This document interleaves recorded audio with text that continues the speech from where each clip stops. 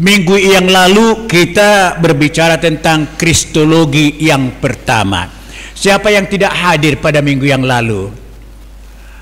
Wow, lumayan banyak ya. Gimana itu? Jadi minggu yang lalu ini Kristologi itu berbicara tentang teologi tentang Tuhan Yesus Kristus. Minggu yang lalu kita berbicara tentang kemanusiaan Tuhan Yesus Kristus, ya, dan juga kita berbicara tentang hubungan Tuhan Yesus Kristus dengan Allah Bapa dan dengan Roh Kudus. Itu minggu yang lalu.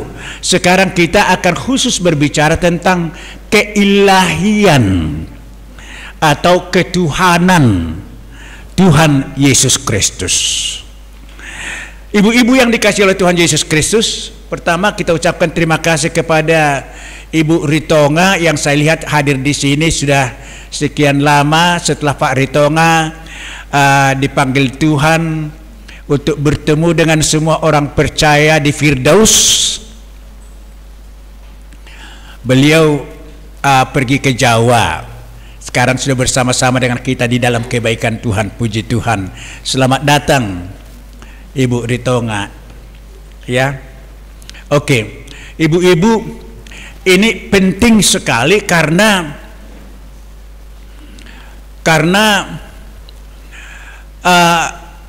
manusia dengan segala kepercayaan yang mereka miliki tidak pernah mengomentari apakah ada Allah. Semua mengaku ada Allah, agama apapun mengaku ada Allah. Ya, tetapi tidak semua agama mengaku bahwa Allah itu pernah menyatakan dirinya supaya dikenal manusia, dikenal memperkenalkan dirinya kepada manusia dengan cara yang bisa bergaul dengan manusia, bisa berbicara dengan manusia, bertatap muka dengan manusia, mencoba merasakan perasaan manusia, sehingga manusia bisa dengan segala pergumulan dan perasaannya bisa diserahkan kepada dia dan ditolongnya sedemikian rupa. Dan di dalam keadaan sebagai manusia, dia menunjukkan bahwa dia bukan manusia biasa. Maka mujizat semua yang dilakukan Tuhan Yesus itu bertujuan untuk menunjukkan kepada manusia yang belum percaya kepada Allah itu, yang rindu mengenal Allah itu, bahwa Allah itu ada di dalam dia. Dan di dalam perkataan juga mengatakan, tidak tahukah kamu bahwa aku di dalam Bapa dan Bapa itu ada di dalam kamu. Tapi semua agama termasuk banyak teologiawan Kristen sekarang yang meragukan apakah Tuhan Yesus itu adalah Tuhan seperti yang kita percayai, satu dengan Allah Bapa, satu dengan Roh Kudus, dan memiliki kekuasaan dan kemahaan, apakah maha agung, maha kasih, maha tinggi, maha mulia, maha segala-galanya, sama dengan Bapa dan sama dengan Roh Kudus, tidak pernah terpisah dengan Bapa, tidak pernah terpisah dengan Roh Kudus. Nah, itu yang selalu dikomentari orang. Jadi yang membuat orang meninggalkan kekristenan ialah oleh karena mereka meragukan siapa Tuhan Yesus Kristus. Itu sebabnya penting sekali orang Kristen harus tahu bahwa Yesus Kristus itu adalah manusia dan juga adalah Allah. Adalah Allah yang pernah menyatakan dirinya menjadi manusia. Mari dulu kita mulai dengan membuka Wahyu 21. Kita baca ayat 5 dan ayat yang ke-6.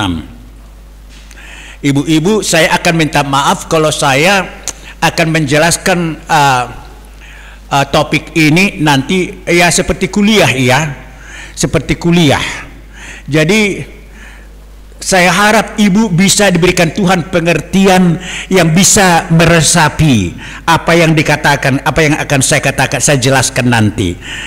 Sesuatu yang ibu tidak akan pernah bisa dapat di gereja, di pertanyaan, di mana-mana. Jadi berbahagialah ibu, bersyukurlah ibu bahwa ada satu persekutuan yang injili, namanya apa? Yayasan Penginjilan dan Penelahan Alkitab Sumatera Utara, yang di dalamnya salah satu ada ibu persekutuan, Ibu Lydia, di mana kita belajar firman Tuhan. Oke, mari kita membuka Wahyu 21 ayat kelima dan ayat yang keenam, kita baca bersama. Kita baca tiga ya. Ia yang duduk di atas takhta itu berkata, lihatlah, aku menjadikan segala sesuatu baru. Dan firman-Nya, tuliskanlah, karena segala perkataan ini adalah tepat dan benar. Firman-Nya lagi kepadaku, semuanya telah terjadi. Aku adalah Alfa dan Omega, yang awal dan yang akhir. Orang yang haus akan kuberi minum dengan cuma-cuma dari mata air kehidupan. Oke, jadi ialah Tuhan Yesus yang sudah naik ke sorga. Ya, jadi di sini ayat 5 ya. Itu berarti Tuhan Yesus di dalam kedudukannya setelah dia naik ke sorga, kembali kepada kedudukannya sebagai firman, bersama-sama hidup bersama-sama dengan Bapa dan dengan Roh Kudus ya. Dan dia berkata kepada Yohanes, muridnya, salah satu muridnya waktu dia masih di dunia ini, Yohanes, untuk menuliskan hal ini di dalam kitab Wahyu. Dikatakan, ia yang duduk di atas tahta itu, berarti dia raja, duduk di atas tahta itu, berkata, lihatlah, aku menjadikan segala sesuatu baru. Jadi dunia ini tidak akan seperti ini lagi nanti. Semua akan diperbaharui oleh dia. Dan yang memperbaharui dia bukan ahli kimia, bukan ahli fisika. Karena bumi ini bukan buatan ahli fisika. Itu sebabnya kita harus mencoret semua teori-teori ahli fisika dan kimia, ya, yang mengatakan bahwa bumi ini terjadi karena ada letusan besar di angkasa, tiba-tiba muncul bumi. Nah, itu kata mereka. Tetapi firman Tuhan mengatakan, lihatlah, aku akan menjadikan segala sesuatu baru. Jadi termasuk kita juga akan dijadikan baru. Bukan hanya manusia baru karena kita sudah menerima Tuhan Yesus. Kalau pernah ibu mendengarkan lagu itu yang mengatakan, never grow old, never grow old, tidak pernah tua. Jadi kalau aku meninggal sekarang, aku akan seperti yang sekarang itu. Sehingga semua ibu-ibu akan tahu, itu Pak Victor Tobing, itu Pak Victor Tobing. Saya akan mengatakan, itu ibu-ibu Ritonga itu yang di sana itu. Tidak menjadi semakin tua. Sekarang kita di sini semakin tua. Tetapi di hadapan Tuhan setelah kita tiba di sana, kita tidak semakin tua. Ya, nan tulangnya 80 tahun sekarang, nan tulang saya ini kelihatan makin tua. Ya, tapi anak-anak nan tulang semua akan tahu itu mama saya, karena tidak pernah menjadi semakin tua. Karena apa? Aku menjadikan semuanya baru, kata Tuhan Yesus. Jadi kita tidak seperti yang kita alami sekarang. Dan dikatakan kemudian, dan firman-Nya, tuliskanlah, karena segala perkataan ini adalah tepat dan benar. Karena firman ini keluar dari Tuhan, dinyatakan oleh Tuhan, tidak mungkin Tuhan kita itu berbohong. Jadi ibu-ibu, kalau firman Tuhan mengatakan tidak satu pun rambutmu itu yang copot dari kepalamu tanpa diperhatikan oleh Tuhan, benar itu. Jadi kalau sisiran ibu, ada Tuhan tahu kekhawatiranmu itu. Sedangkan burung di udara, bunga bakung di ladang, tidak diperhatikan oleh Tuhan seperti tidak seperti Salomo lebih indah dari Salomo dikatakan. Itu semua firman Tuhan dan itu benar. Jadi jangan sampai ada di antara kita mengatakan Tuhan Yesus itu kurang cinta sama saya. Tidak benar itu. Semua perkataan ini tepat dan benar. Ayat 6, firman-Nya lagi kepadaku, kepada Yohanes, semuanya telah terjadi. Aku adalah Alfa dan Omega. Aku adalah yang awal dan yang akhir. Yang awal dan yang akhir. Orang yang haus akan kuberi minum dengan cuma-cuma dari mata air kehidupan. Di sana tidak ada lagi kelaparan, tidak ada lagi kehausan. Ya, semua disediakan bagi kita. Ya, jadi ibu-ibu, kalau minggu yang lalu kita berbicara, pertama saya menjelaskan tentang Tritunggal. Karena Allah kita itu kita katakan Tritunggal, ya, tiga, tapi tunggal satu. Sesuatu yang aneh bagi semua agama-agama yang lain. Nah, tiga. Jadi ini saya buat segitiga sama kaki, hanya mengulangi bagi mereka yang tidak datang minggu yang lalu, dan kemudian menyegarkan hati dan pikiran ingatan dari ibu-ibu yang datang minggu yang lalu. Ini tiga segitiga sama kaki, sama sisi, ya.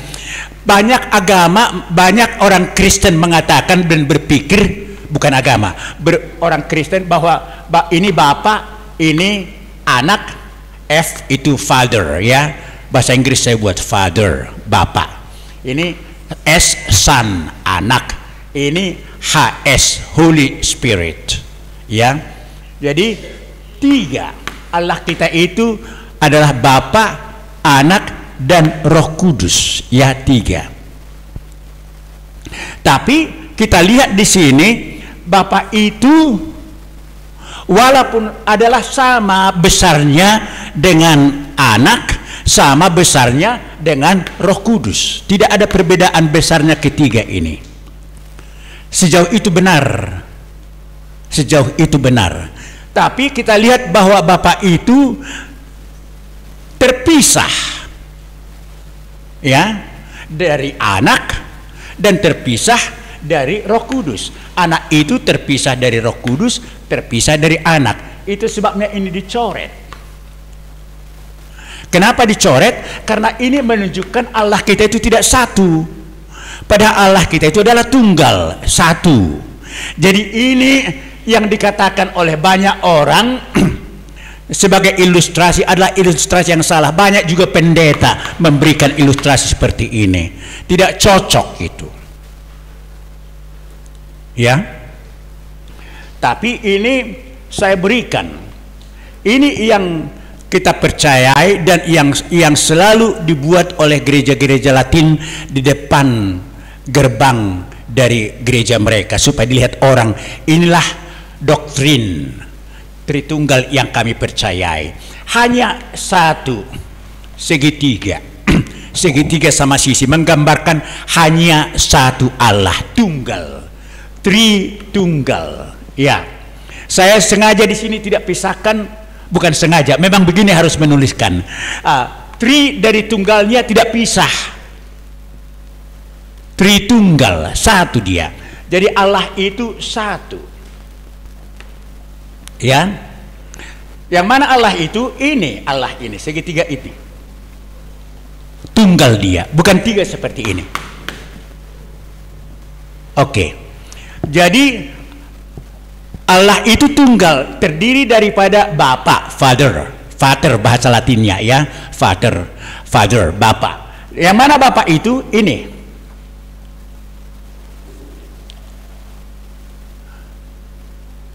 Ya, Allah itu maha besar, kebesarannya ini. Allah itu maha agung, keagungannya. Bapa itu maha agung, keagungannya sebesar ini. Bapa itu maha mulia, kemuliaannya ini. Oke, bisa mengerti sampai di situ? Itu Bapa. Lalu Filios, anak. anak, filios. Ini son. Yang mana anak itu? Anak itu inilah ini. Bisa dilihat bedanya. Kalau saya katakan Bapak itu ialah ini, anak itu ialah ini. Bisa dilihat bedanya. Kalau ini kan bisa lihat bedanya.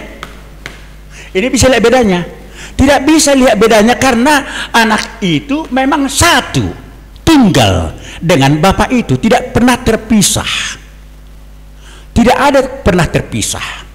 Jadi waktu Yesus datang ke dalam dunia ini menjadi manusia, banyak orang berpikir ditinggalkan keallahannya. Waktu dia di bumi ini selama 33 tahun dia bukan Allah. Salah. Tidak pernah Yesus itu tidak Allah. Walaupun dia ada datang di dunia ini, dia tetap Allah, dan itu yang ditunjukkannya. Bukan hanya ditunjukkan lewat mujizat, dengan perkataannya juga. Saya katakan minggu yang lalu kepada kita tentang Yohanes 14 itu. Waktu Filipus bertanya, tunjukkanlah Bapa itu kepada kami. Loh, Filipus, sudah begitu lama aku bersama-sama dengan kamu, kok kamu bilang tunjukkan Bapa itu kepada saya? Tidak tahukah kamu bahwa Bapa itu ada di dalam saya dan saya ada di dalam Bapa?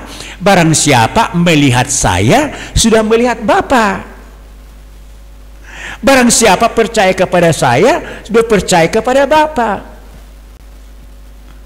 Mengapa kamu katakan tunjukkan Bapa itu? Sudah kubuktikan sama kamu lewat segala mujizat yang kulakukan. Kok kamu bertanya lagi? Nah, itu dikatakan. Nah, jadi kalau Bapa itu adalah ini, besarnya juga ini, ya, anak itu juga besarnya ialah sebesar ini, dan satu. Bukan satu nempel begini, bukan nempel. Ini kan telapak tangan saya ini dua kan. Kalau saya buat begini nempel jadi seperti satu kan? Bukan begitu. Bukan begitu maksudnya nempel-nempel. Bukan. Atau sama kertas kita 2 lembar 3 lembar kertas kita lem jadi satu kelihatan. Bukan begitu. Ya. Jadi kebesaran Bapa itu adalah kebesaran anak itu. Keilahian daripada anak Bapa itu adalah keilahian daripada anak itu. Kemuliaan daripada Bapa itulah kemuliaan daripada anak itu.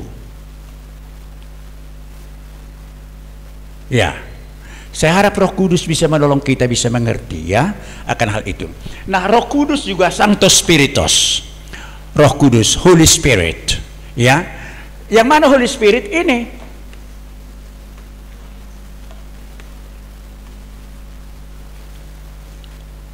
Sama besarnya, sama mulianya dengan Bapa dan dengan Anak, sama keilahiannya. Nah, itu sebabnya Yesus mengatakan, tidak tahukah kamu bahwa yang kulakukan itu yang adalah yang dilakukan Bapa? Aku tidak pernah melakukan sendiri. Aku melihat Bapakku bekerja dan itu yang kulakukan. Yang dilakukan Bapa itu yang kulakukan. Terutama kalau kita belajar Injil Yohanes, di situ akan banyak kali kita lihat tentang keilahian, ketuhanan dari Tuhan Yesus itu. Jadi, ya. Tetapi begini, kalaupun Bapa itu satu dan sama dengan Anak dan Roh Kudus, tetapi Bapa itu bukanlah Anak, ya, non is not, bukan Anak. Jadi jangan berdua Tuhan Yesus Kristus Bapa yang di sorga, jangan begitu, ya. Memang waktu kita memanggil Tuhan Yesus, sudah kita memanggil Allah Bapa juga karena Bapa itu satu dengan dan selalu bersama-sama dengan Tuhan Yesus. Tapi Bapa itu bukanlah Anak. Ya, Anak itu bukanlah Roh Kudus. Roh Kudus itu bukanlah Bapa. Oke. Tetapi Bapa itu adalah Deus, Allah. Dan Anak itu adalah Allah yang satu dan sama. Dan Roh Kudus itu adalah Allah yang satu dan sama. Itu sebabnya panah itu is, bahasa Inggris is, ya. Jadi the Father is God, the Son is God, the Holy Spirit is God, but the Father is not the Son. Is not the Son, ya. And the Son is not the Holy Spirit. And the Holy Spirit is not the Father. Makanya Yesus mengatakan, aku akan meminta kepada Bapa untuk mengutus kepada kamu Roh Kudus, dikatakan. Nah, jadi Allah kita itu dikatakan 3 pribadi.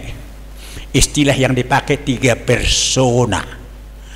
Bapa, Anak, yang dikatakan ini firman sebelumnya, ya. Sebelum dia menjadi manusia, setelah manusia baru dikatakan anak dia. Tapi sebelum dia menjadi manusia ialah firman, logos, ya.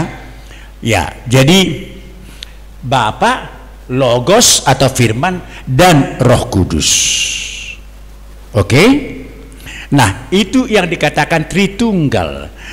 Mereka menyatakan dirinya dalam 3, atau Allah itu menyatakan dirinya dalam 3 persona sebagai Bapa, ya. Jadi ibu berdoa, Bapa yang di sorga, ya, Bapa yang di sorga, lengkap, ya. Tapi kurang lengkap lah, karena bagaimana kita mengenal Bapa yang di sorga kita kalau tidak kenal Yesus? Padahal Yesus datang untuk memperkenalkan Bapa yang di sorga. Maka kita katakan, Bapa yang di sorga yang saya kenal di dalam Tuhan Yesus Kristus. Aledamang na di benua gijang ruau di bagasan guarni anakmu Tuhan Yesus Kristus. Karena di dalam Yesus Kristus lah waktu dia datang ke dunia ini, Allah itu memperkenalkan dirinya semakin jelas kepada manusia. Waktu Musa melihat Allah lewat di gunung Sinai itu kan, Allah mengatakan, masukkan dirimu ke celah-celah batu itu, bersembunyi kau di sana, karena kau lihat aku, kau akan mati, kata Tuhan, ya kan? Lalu Tuhan lewat dan menaruh tangannya begini supaya jangan dilihat oleh Musa wajahnya. Dia bersembunyi di celah-celah batu itu. Kalau enggak, Musa itu begitu kudus, ya kan? Bisa berbicara langsung kepada Allah, tapi melihat Allah dia akan mati karena kekudusan Allah itu. Tapi karena manusia ingin, karena Tuhan ingin mengenal siapa Allah itu lebih jelas, dan tidak ada cara yang lain selain daripada dia menjadi manusia. Ya, saya katakan menjadi itu bukan metamorfose, bukan seperti kupu-kupu, ya kan? Mula-mula kepompong telur dia, lalu berubah dia jadi kepompong ulat, lalu berubah dia kemudian menjadi kupu-kupu yang cantik. Bukan begitu.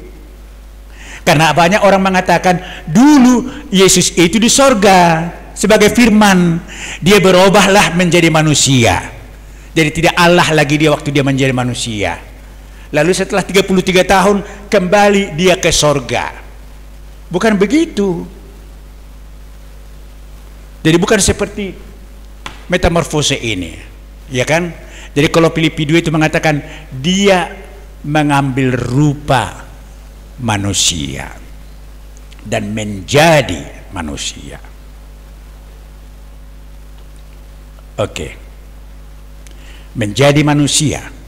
Kalau kepompong kan tidak bisa terbang dia kan? Sudah kupu-kupu dia tidak bisa menjadi kepompong dia lagi, ya kan? Kalau Yesus menjadi manusia, dia merasakan perasaan semua manusia. Dangol ningolu ni manusia. Dia merasakan betapa manusia yang berdosa ini begitu menderita karena dosanya. Lalu dia menolong mereka untuk tidak berdosa. Makanya dia rela sampai mati, karena hanya dia manusia yang layak untuk menggantikan semua manusia mati untuk dosa-dosa manusia, supaya manusia yang berdosa itu yang percaya kepadanya diselamatkan. Ya, jadi Tuhan Yesus mengampuni dosa-dosa kita, Tuhan Yesus mengampuni dosa-dosa kita kan? Ya kan? Benar? Ibu-ibu benar? Jangan pakai pikiran. Ya, Tuhan Yesus mengampuni dosa-dosa kita kan? Dengan kematiannya di kayu salib dia membayar segala hutang dosa kita. Benar? Benar. Dan Tuhan Yesus sudah menebus dosa-dosa kita. Benar? Hah? Iyalah, Yesus tidak pernah menebus dosa kita. Yesus membuang dosa kita, menyucikan kita dari dosa kita. Kita yang berdosa itu yang ditebus, bukan dosa kita yang ditebus. Kita disucikan dari dosa. Banyak kali pendeta pun saya ngeri di gereja, Tuhan ampuni kami karena Engkau telah menebus dosa-dosa kami, katanya. Bah, kok dosa yang ditebus? Banyak kali pengkhotbah mengatakan begitu. Yang ditebus ialah kita manusia berdosa. Siapa manusia berdosa? Ada yang tidak berdosa. Karena tidak ada manusia yang tidak berdosa, berarti Yesus itu menebus semua manusia yang berdosa dari dosa mereka. Tetapi tidak semua masuk ke dalam kehidupan kekal. Karena apa? Karena tidak semua orang berdosa itu menerima penebusan dari Tuhan Yesus. Nah, di homoda buat tujuh dah, buat tujuh. Gak mau dia terima, gak jadi ini miliknya. Kalaupun aku memberikan ini, tahu aku gak ada spidolnya di rumah, lalu aku berikan ini, nah buat tujuh dah, kan aku bilang begitu kan, buat tujuh. Nah, kan gitu tangannya tadi kan. Banyak kali manusia begitu. Itu sebabnya banyak orang manusia mengatakan, Tuhan Yesus ampunilah dosa-dosa saya. Tapi kalau ditanya, sudah diampuni Yesus dosamu? Gimana ya? Gak yakin dia bahwa dosanya sudah diampuni. Makanya Garut Tokin minta pengampunan dosa kan. Tuhan Yesus, ampunilah dosa-dosa yang kuwarisi dari nenek moyangku, dari opungku, dari si Adam, dan yang kulakukan sendiri. Tahun yang lalu didoakan begitu, bulan yang lalu didoakan begitu. Datang Tuhan Yesus, ai dia do pehorona so ampuni. Yang mana lagi yang belum kuampuni? Tahun yang lalu waktu kau nangis-nangis mohon pengampunan dosa, sudah kuampuni. 3 bulan yang lalu kau minta lagi. Yang mana yang belum kuampuni?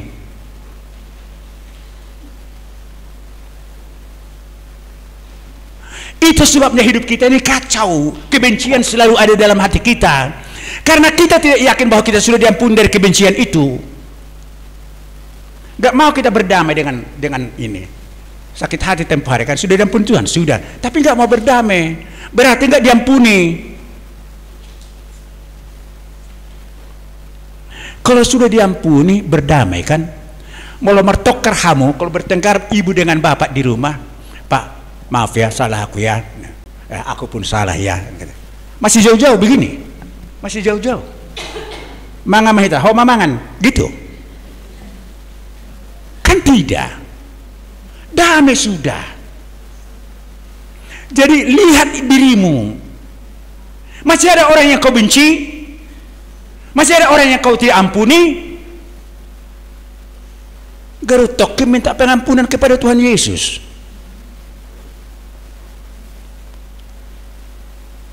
Iya.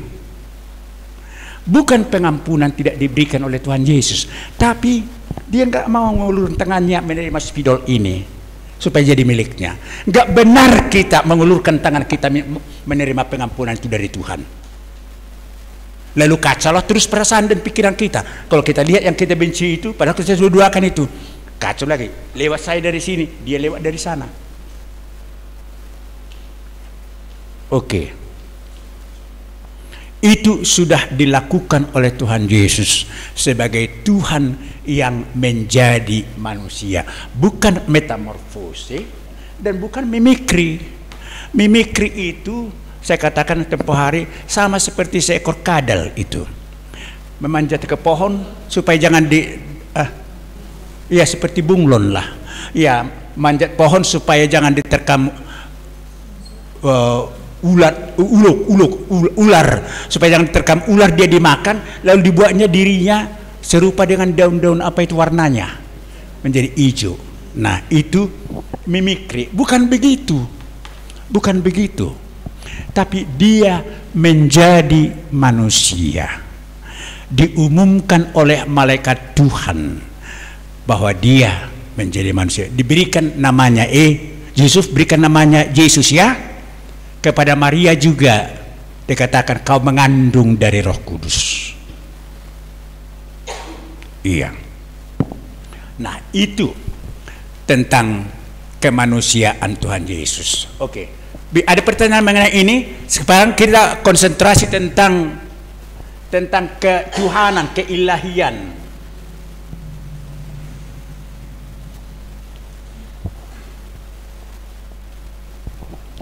Tadi dikatakan Alfa dan Omega. Akulah yang Alfa dan akulah yang Omega.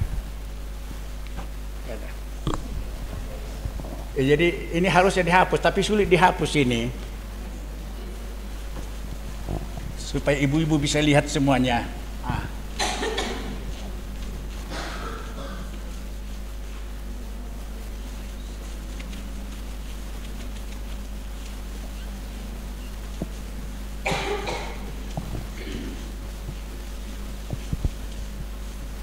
Oke.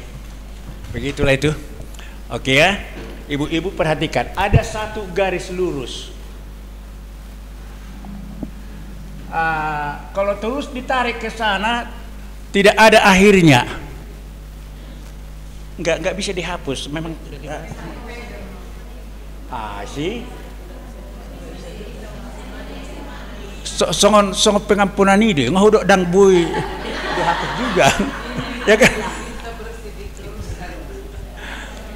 Oke.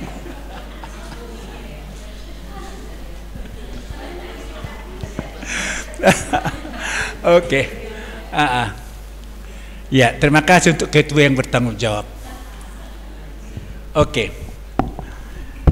Kalau ditarik garis itu ke sana, ya terus tidak ada akhirnya.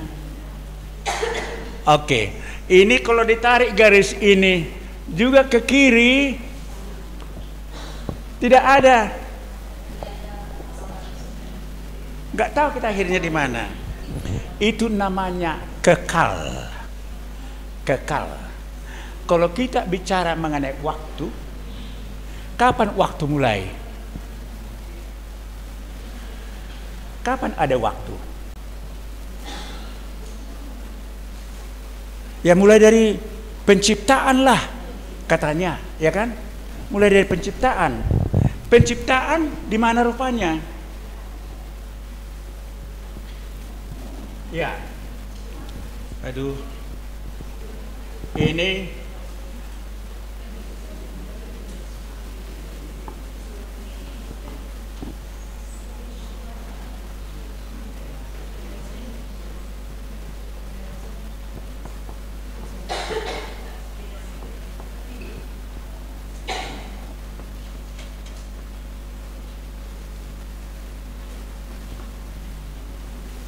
nggak bisa deh. Oh. Ada. Tapi sebentar udah siap pakai. Iya. Jangan lama. Mana tutupnya? Oke. Jadi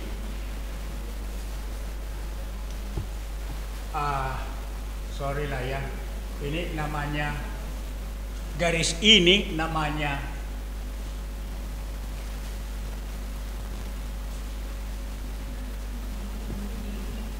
ini di S2 teologi ini. Betul. Eternity itu kekekalan. Itu arti eternity. Kekekalan.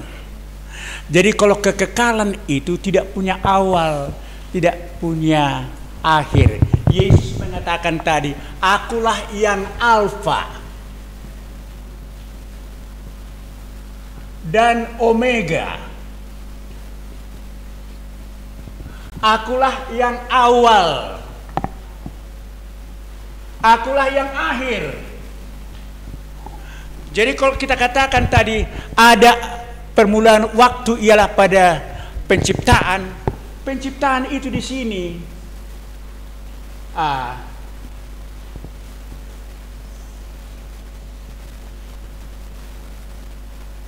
Creation, ciptaan itu masih berlangsung sampai sekarang karena Allah masih mencipta. Akan ada anak-anak lahir, akan ada profesor-profesor yang bahkan lahir lagi. Nah, itu sampai di sini. Jadi itu dalam kurun waktu present ini. Ya. Jadi berakhir di sini. Ini yang dikatakan pada 5 tadi, aku akan menjadikan semuanya baru. Jadi yang ini, yang ada di sini di kurun waktu ini akan dijadikan oleh yang alfa dan yang omega ini akan menjadi baru. Ya. Jadi eternity atau kekekalan itu terbagi 3 bahagian. Namanya pertama ialah eternal past.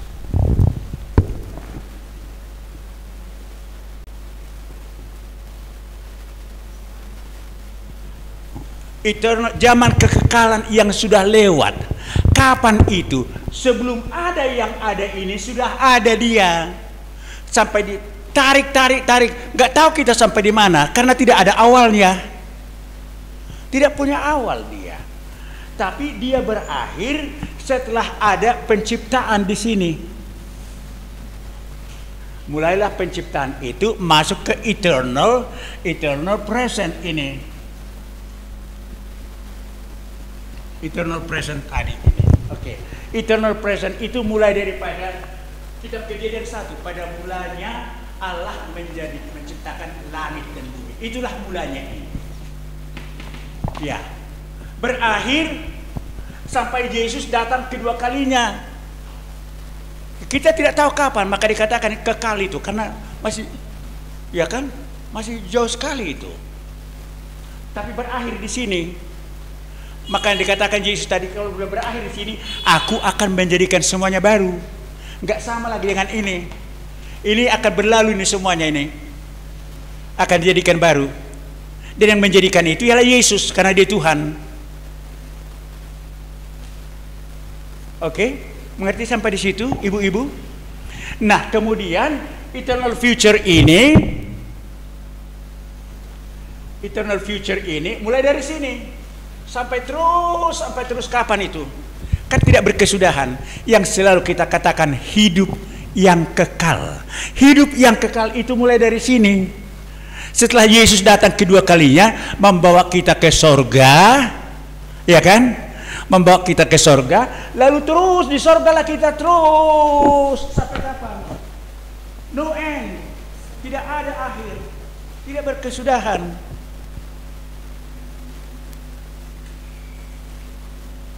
Bisa mengerti sampai di situ, ibu-ibu? Dari kekekalan ini yang kita tidak tahu di mana awalnya, di mana akhirnya, supaya lebih bisa diterima akal, bisa terbagi bagian. Ya, terbagi 3 bagian. Eternal past, eternal present, eternal future. Tapi yang alfa dan yang omega itu sudah ada ini di sini. Waktu Yesus mengatakan akulah yang alfa dan omega, sudah ada dia sampai kapan? Dan akan terus berakhir dia sampai seterusnya. Jadi alfa dan omega itu, Yesus Kristus itu tidak berakhir di sini, tidak dimulai di sini. Ya, coba kita buka Yohanes 1.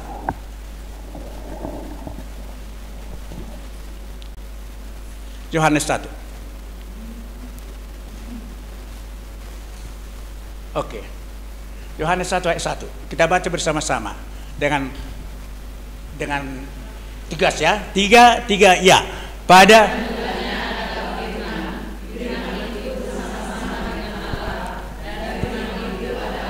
ya. Oke, sekali lagi. 3 ya.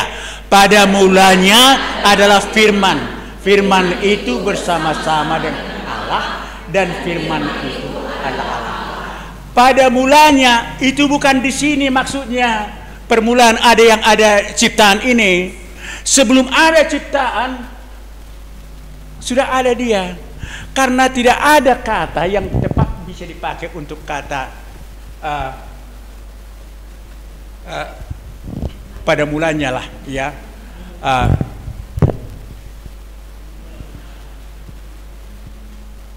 Ini sebenarnya bahasa yang dipakai arke itu, NRK, pada mulanya. Itu bukan berbicara mengenai ciptaan, tapi sebelum ada ciptaan sudah ada yang ada.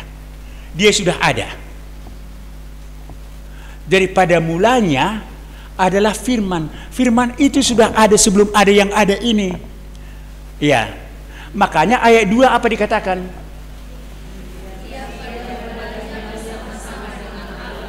Dia pada mulanya bersama-sama dengan Allah. Dia pada mulanya di sini bersama-sama dengan Allah. Siapa Allah itu? Ialah Bapa dan Roh Kudus. Tiga-tiganya sudah ada, Tritunggal itu.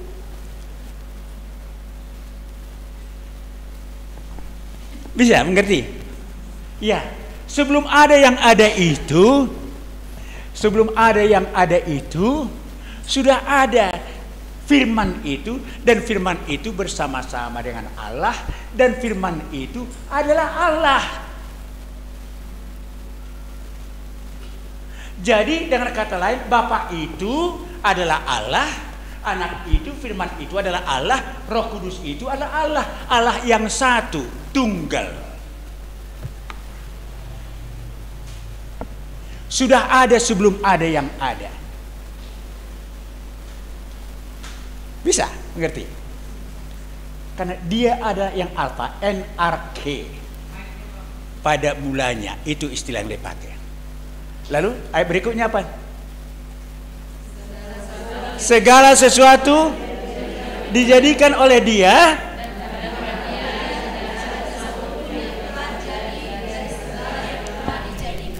segala sesuatu dijadikan oleh dia. Oleh siapa? Hah? Oleh Allah. Allah yang mana yang dimaksud dengan itu? Pada mulanya firman. Segala sesuatu dijadikan oleh firman itu, dan tanpa firman itu tidak ada suatu pun yang telah jadi menjadi ada. Oke. Ibu ada. Ibu ada. Masa enggak ada ibu? Bisa dipegang. Kalau bisa dipegang berarti ada ibu. Ada? Ada dong. Ada bapak? Oke. Jadi kalau ada ibu dikatakan segala sesuatu yang ada dijadikan oleh dia. Siapa yang menjadikan ibu dan bapak? Firman. Firman yang bersama-sama dengan Bapa dan dengan Roh Kudus. Tidak salah kalau dikatakan siapa yang menjadikan kita? Allah. Tapi Allah itu di benak kita ini, di otak kita itu ialah Bapa, Anak dan Roh Kudus sebagai satu kesatuan yang menjadikan segala sesuatu. Oke, apa kerja Bapa di sini? Bukan Bapa lah. Apa kerja Allah Tritunggal itu? Anak, Bapa dan Roh Kudus di sini. In NRK itu sebelum ada yang ada, apa kerjanya? Apa kerjanya? Duduk-duduk. Mimpi-mimpi. Apa kerjanya? Merancang. Buka Yeremia 29 dulu.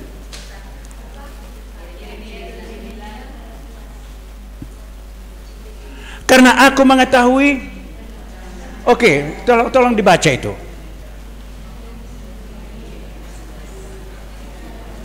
Yeremia 29. Saya salah? Atau 26? 29 kan? Oke, 3 ayat 11. Oke, 3 ya. Karena aku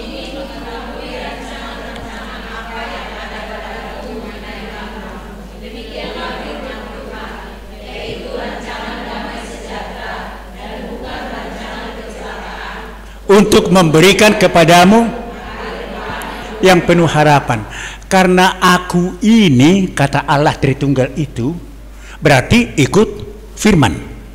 Karena aku ini mengetahui rancangan-rancangan apa yang ada padaku mengenai kamu.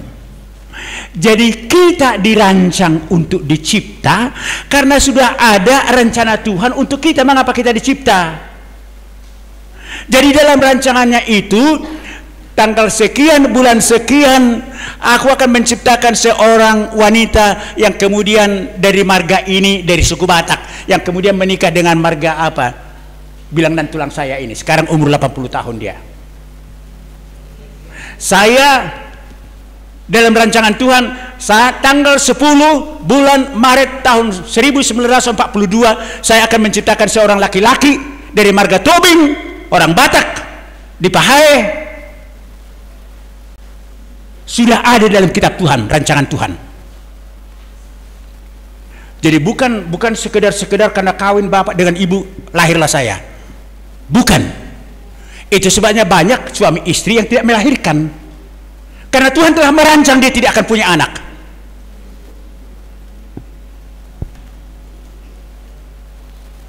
Iya. Dan rancangan Tuhan itu dikatakan, aku tahu loh, karena aku mengetahui rancangan-rancangan apa yang ada pada aku mengenai kamu. Mengapa kamu ngeluh-ngeluh? Ngeluh-ngeluh. Tanya dong saya, apa rancangan saya untuk kamu? Sudah kurancang. Dan rancangan saya itu ialah rancangan damai sejahtera, bukan rancangan kecelakaan. Jadi kalau kau tidak menikah, bukan maksud saya supaya kau celaka, bukan. Kalaupun orang tuamu mengatakan, "Biana berburu kodak kawin bolong namun," katanya begitu, kata orang tuamu itu karena nggak mengetahui rancangan saya. Tapi aku punya mengetahui rancangan apa yang ada padaku, rancangan damai sejahtera, bukan rancangan kecelakaan. Ibu, itu hebat kali Allah kita itu, Allah Tritunggal itu, firman itu hebat kali. Sudah dirancang sebelum apa yang ada. Jadi bukan seperti orang ahli ilmiah itu mengatakan tiba-tiba mulai ada ledakan besar di angkasa maka muncullah bumi ini. Bukan. Tapi Tuhan yang mengatakan jadilah terang, jadi terang. Dan Tuhan mengatakan itu berdasarkan rancangannya. Jadi Tuhan itu tidak acak-acak dalam rancangannya. Makanya pada hari ketiga diciptakan manusia, diciptakan dulu segala sesuatu kebutuhan manusia. Karena rancangan damai sejahtera, supaya manusia ini jangan mengeluh, apa yang aku makan ya, di mana aku tinggal ya, dengan siapa aku hidup ya, supaya jangan ada keluhan-keluhan. Karena keluhan itu terjadi karena ketidakpengetahuan kita tidak mengetahui apa rancangan Tuhan bagi kita. Iya, diatur semuanya. Iya. Jadi kalau Samuel lahir pada waktu umur tua, orang tuanya, sudah dirancang Tuhan. Kalau si Ishak lah, kok sudah 90 tahun si Abraham, 80 tahun si Abraham, 70 tahun si Sarah, mana mungkin melahirkan lagi? Sudah dirancang Tuhan. Pada umur 70 tahun si Sarah baru melahirkan. Itu rancangan Tuhan dan itu rancangan damai sejahtera. Tapi tidak sabar si Sarah dan si Abraham. Ambillah budakku itu si Hagar itu. Datang si Abraham, diambilnya, lahirlah si Ismail. Terjadilah kekacauan yang kita alami sekarang. Yang percaya kepada Ismail, keturunan Ismail dengan keturunan si Yakub. Karena apa? Karena mereka berjalan melanggar rancangan Tuhan.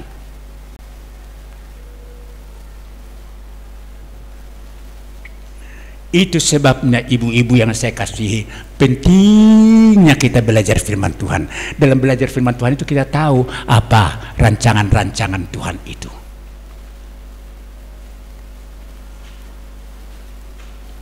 Dak boleh kau telah sekolah teologi, tapi beginilah. Iya. Kapan kita mati? Sudah dirancang Tuhan. Saya minta Tuhan kasihlah saya sekarang 82 tahun. Tuhan kasihlah sampai umur 95 tahun saya, tapi jangan stroke, jangan pikun, supaya saya bisa terus melayani Tuhan sampai 95 tahun. Bisa keminta. Bisa dong, karena Yesus yang mengatakan, firman itu mengatakan, mintalah maka kepadamu akan diberikan. Tapi apakah yang saya minta itu sesuai dengan rancangannya? Tuhan tidak mau melanggar rancangannya. Saya minta pun 95 tahun, enggak, hanya 90 tahun umurmu yang kurancang kata Tuhan, ya 90 tahun lah. Harus terimalah anak-anak saya. Padahal daddy saya ini minta 95 tahun, 90 tahun sudah meninggal nangis-nangis. Itu kan enggak tahu rancangan Tuhan. Iya. Jadi makin banyak keluhan-keluhan kita, nangis-nangis kita. Tuhan, sudah meninggal bapak kami dulu. Siapalah yang akan membelanjai kami, siapa yang menghidupi kami? Tolol, kata Tuhan Yesus. Aku.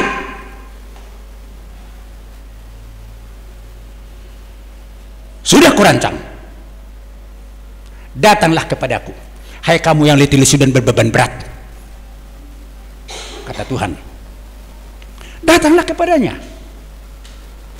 Kalau tidak datang, tautoma, tauton.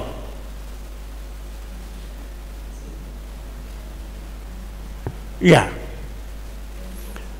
Tadi saya ke puskesmas mengambil rujukan karena saya sudah mengeluh-mengeluh aja ini.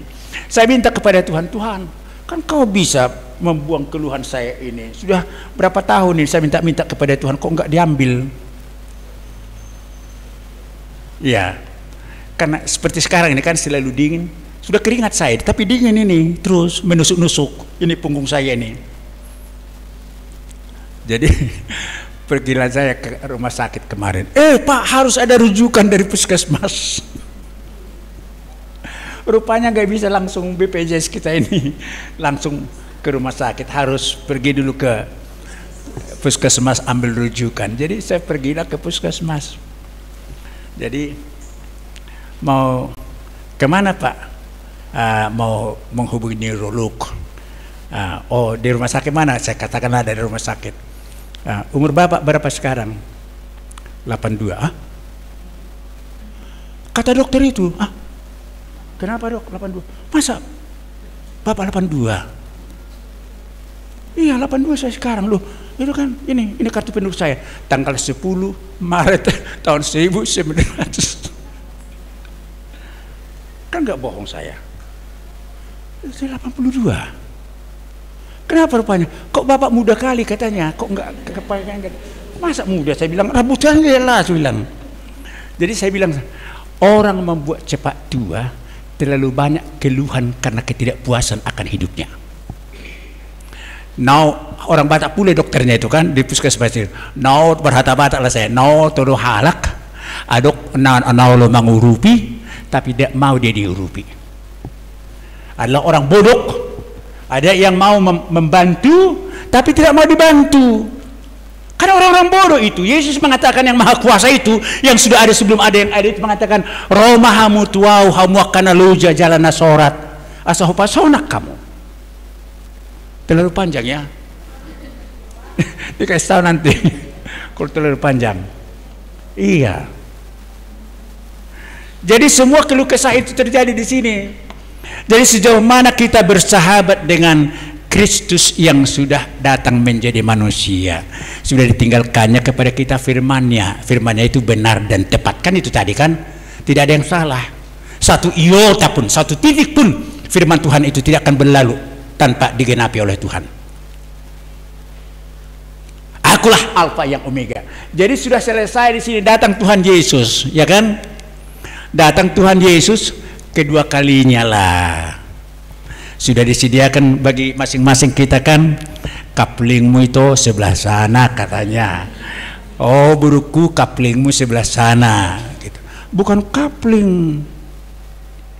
Kalau bahasa aslinya itu terjemahkan dalam bahasa Inggris itu mansion. Mansion itu lebih hebat dari rumah gubernur sana. Istana loh. Istana yang disediakan bagi kita. Di surga sudah disediakan Yesus tempat saya. Kita bayang-bayangkanlah satu kamar tidur. No. Iya. mansion, rumah istana besar sekali. Masing-masing kita. Jadi kecilnya surga itu. Sekian miliar manusia yang percaya ke surga. Sekian, ya. Jadi maka dikatakan Yerusalem baru itu.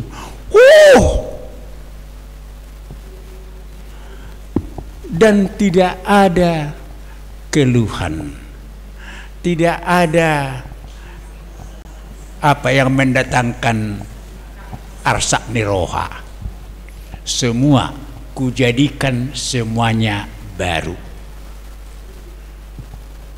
Dan yang lebih indah, dibukalah buku itu kan. Sebelum itu siapa yang nanti di sini kebangkitan datang Tuhan Yesus kedua? Siapa yang bangkit di sini? Minggu yang lalu sudah saya katakan itu. Siapa yang percaya? Yang percaya itu yang sudah meninggal, tulang dari mana dia? Dari kuburan dia bangkit. Dari kuburannya. Dari mana? Dari Firdaus, iya. Jadi semua orang percaya kepada Tuhan Yesus yang sudah meninggal sekarang ada di Firdaus. Makanya Yesus mengatakan kepada yang di sebelah kanan itu, yang disalib sebelah kanan, hari ini engkau bersama-sama dengan aku di Firdaus. Jadi Firdaus itu bukan sorga, tapi tempat kediaman roh dari semua orang percaya yang meninggal kepada Tuhan Yesus. Makanya kita tidak percaya kepada Roma Katolik. Siapa di sini Roma Katolik? Maria di mana? Sudah di surga? Belum. Jadi kenapa berdua kepada Maria?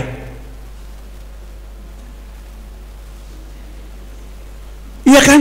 Orang kaya yang minta kepada Abraham, suruhlah Bapak Abraham meneteskan jarinya ke air lalu diteteskan ke mulut saya karena sakit kali saya di sini, kata orang kaya yang ada di Sheol itu. Sheol itu tempat orang meninggal yang tidak percaya kepada Tuhan Yesus menunggu Yesus membangkitkan dari sana untuk ditempatkan ke neraka. Jadi belum ke neraka. Tapi Sheol itu seperti serambi neraka itu, sama seperti Firdaus seperti serambi sorga.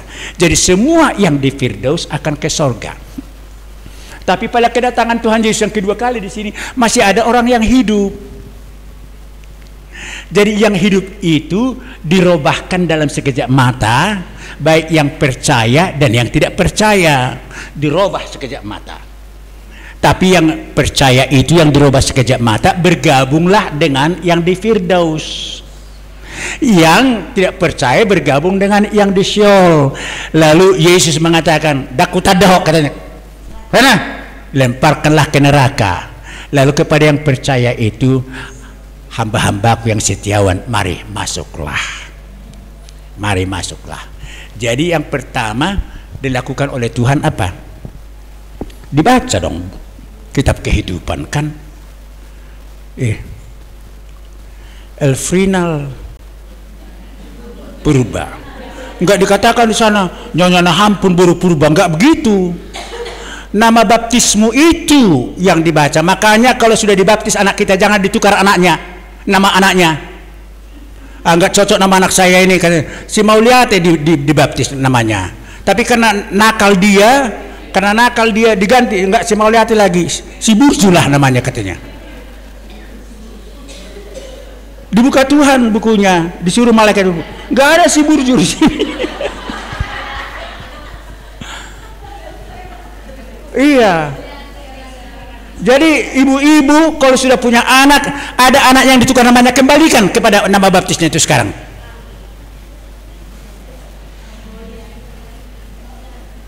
Iya. Dibukalah Elfrinal purba. Oh, ini ada. Dan tidak ada yang menyusup di sana. Tidak ada kong kali kong di sana. Semua jelas. Nama itu ada di buku kehidupan namanya. Ya ibu-ibu ya. Namaku ada di sana, nama si Daud ada di sana, si Abraham ada di sana. Ya. Semua nama kita yang percaya itu ada di sana. Oke. Sudah di surga kita muji-muji Tuhan. Sudah diberikan kepada kita mention itu kan, tempat kita yang indah itu. Tapi dibuka buku yang kedua. Apa buku yang kedua? Buku yang kedua, buku perbuatan yang baik dan tidak baik. Sudah percaya kita kepada Tuhan Yesus, kadang-kadang akulah melayani, itu tanggal sekian bulan sekian melayani sebagai MC, sebagai singer, sebagai pengkhotbah, ditulis loh semuanya yang baik itu. Tapi kalau kita melakukan pekerjaan Tuhan itu tidak dengan segenap hati, coret, tidak ada. Kau berkhotbah kau supaya dipuji-puji orang, kau katanya nol kau katanya. Karena bukan untuk Tuhan saya bekerja, untuk diri saya. Semua pekerjaan kita yang baik yang kita lakukan karena cinta Tuhan yang kita nikmati ditulis dalam kitab perbuatan baik itu. Ya. Lalu berdasarkan itulah dibaca. Victor Tobing dibaca ini. Berdasarkan itulah mahkota diberikan kepada kita semua. Itulah hebatnya Tuhan itu. Tuhan itu bertanggung jawab dan konsisten dengan apa yang dia janji. Aku berikan mahkota kehidupan kepada kamu, katanya. Diberikan mahkota. Pada mahkota itulah kelihatan berlian mutiara, permata. Perbuatan baik kita itu semuanya ditaruh seperti berlian-berlian di mahkota itu. Itu sebabnya kita harus semakin sungguh-sungguh melayani Tuhan. Jangan punya alasan-alasan. Jangan melayani Tuhan karena jangan. Oh, kau melayani bukan karena aku ya? Ya. Ada orang melayani karena uang. Sudah kau dapat upahmu, nggak ada lagi upahmu di sini, kata Tuhan. Iya. Jadi ada orang mengatakan, nantilah sudah mau mati aku terima Tuhan Yesus. Dalam hidupnya dia ke surga juga. Ke surga dong. Kalau benar dia pada masa tuanya menerima Tuhan Yesus, tapi belum sempat dia mengerjakan apa-apa. Jadi mahkotanya itu hanya kaleng-kaleng di sini, nggak ada permata. Hanya kaleng kosong, nggak ada permata. Makanya jangan bilang sama bapak di rumah, Pak, mulai dari sekarang terus kepada Tuhan. Jangan sudah pensiunlah saya, baru ikut Tuhan Yesus. Ya kalau sekarang ini ikut Tuhan Yesus nggak bisa lagi begini, nggak bisa begini. Kan banyak bapak-bapak berpikir begitu. Karena penting bagi dia bukan Yesus, tapi dunia ini. Kaleng-kaleng. Tahu dia rupanya kalau sudah pensiun dia baru meninggal. Sebelum pensiun dia sudah meninggal. Jangan-jangan ke Sheol dia.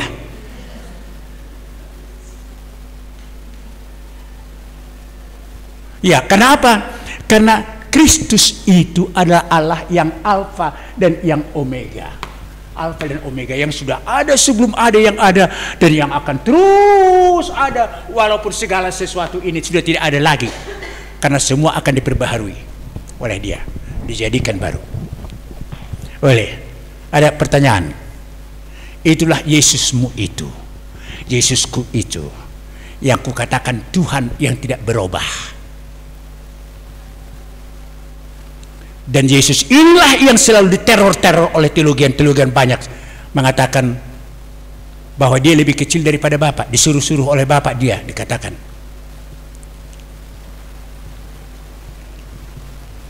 Iya. Jadi kalau berdoa jelas berdoa ya, Tuhan Yesus, aku percaya Engkaulah Tuhanku. Karena Yesus itu tidak pernah terpisah dari Bapa. Bapa juga senang karena Bapak itu ada di dalam Yesus. Tapi jangan Tuhan Yesus,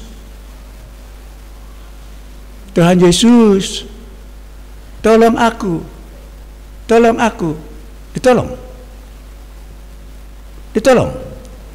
nggak ditolong.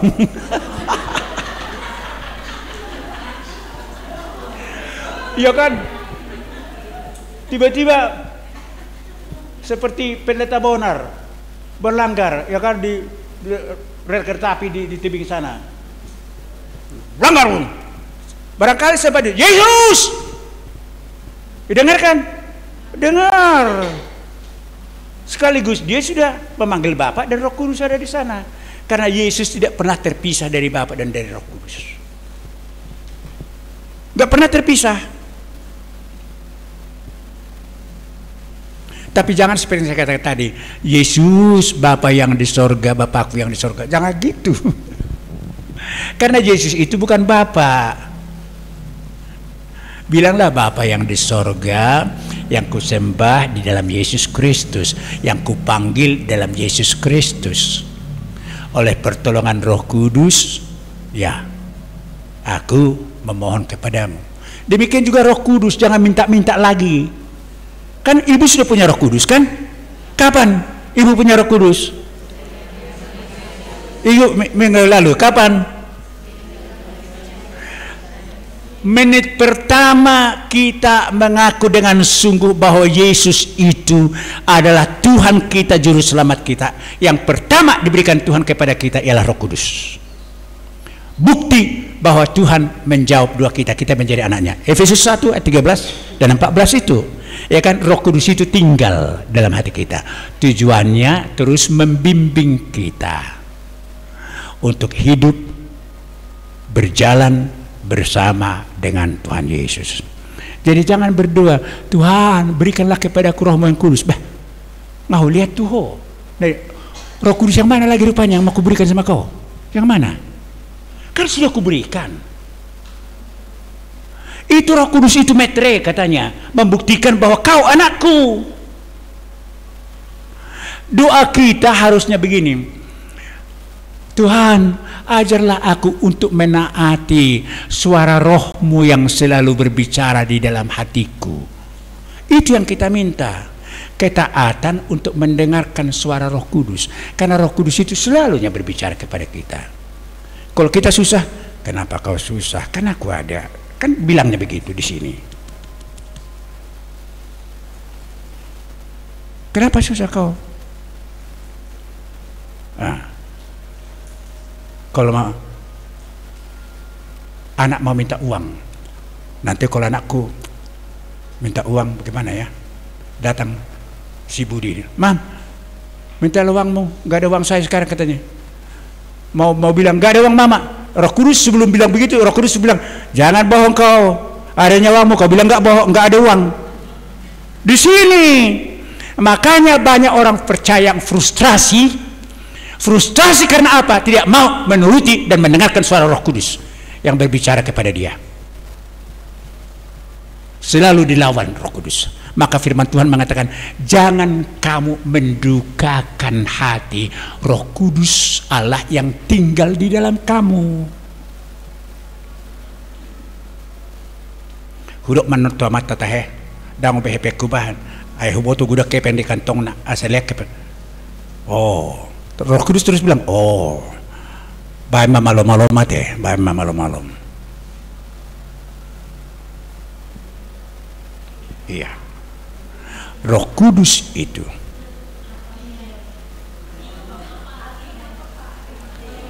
apanya?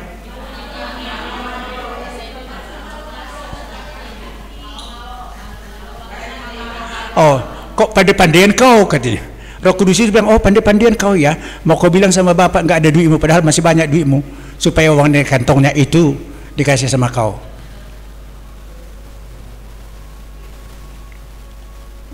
Iya, iya itu. Ya sudah di dalam kita. Bukan, itu sudah ciptaan Tuhan, pikiran dan hati kita diciptakan Tuhan. Itu makanya kita berbeda dengan hewan. Iya.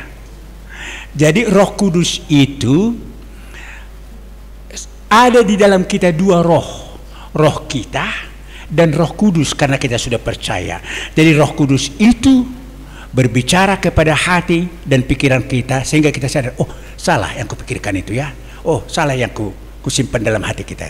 Karena Roh Kudus berbicara di sini.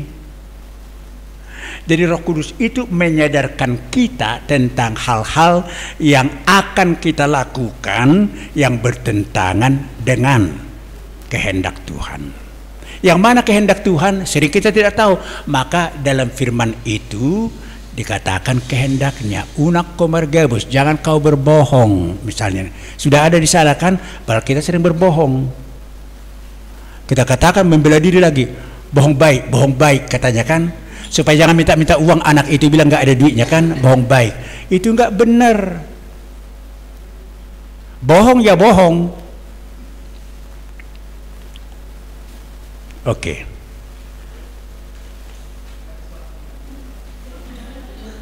Sudah waktunya. Iya. Jadi Yesus kita itu sekarang sedang menyediakan tempat bagi kita di samping.